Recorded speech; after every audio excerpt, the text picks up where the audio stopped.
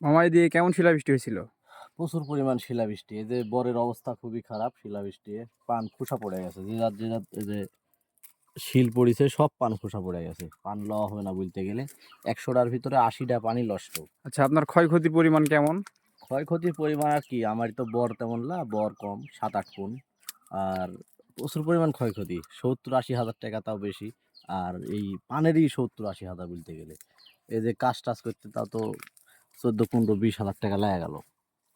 চালের সব খ্যার পড়ে গেছিল। তারপরে এই যে পট-টট তুলতে মানে বলার মতন না, বরের অস্তিত্ব নাই।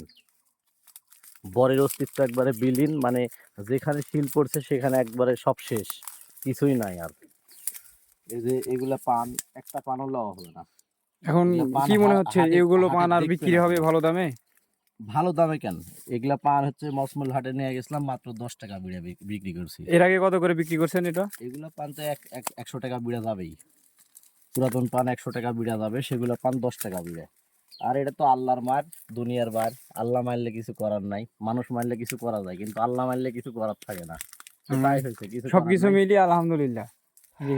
যে দেওয়া দিতে পারে সেই নিতে পারে, আল্লাহ নিয়ে নিছে, আবার হয়তো বা দিবে, তো কিছু করার নাই।